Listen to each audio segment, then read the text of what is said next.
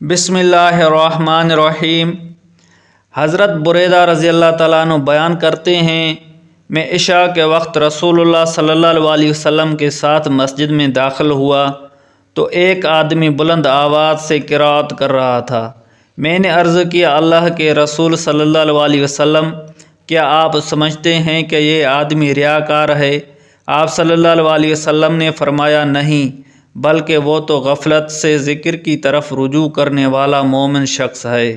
راوی بیان کرتے ہیں، اس وقت ابو موسیٰ اشعری رضی اللہ تعالیٰ عنہ بلند آواز سے قرأت کر رہے تھے تو رسول اللہ صلی اللہ علیہ وسلم غور سے ان کی قرأت سننے لگے۔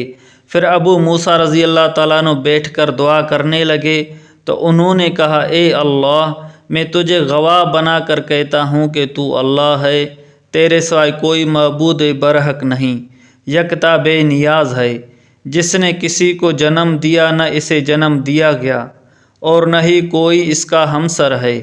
رسول اللہ صلی اللہ علیہ وسلم نے فرمایا، اس نے اللہ کے اس اسم اعظم کے ساتھ سوال کیا ہے کہ جب اس سے اس اسم کے ساتھ سوال کیا جاتا ہے تو وہ عطا کرتا ہے، اور جب اس کے ساتھ اس سے دعا کی جاتی ہے تو وہ قبول فرماتا ہے۔ میں نے عرض کیا، اللہ کے رسول، میں نے آپ سے جو سنا ہے اس کے متعلق اسے بتا دوں؟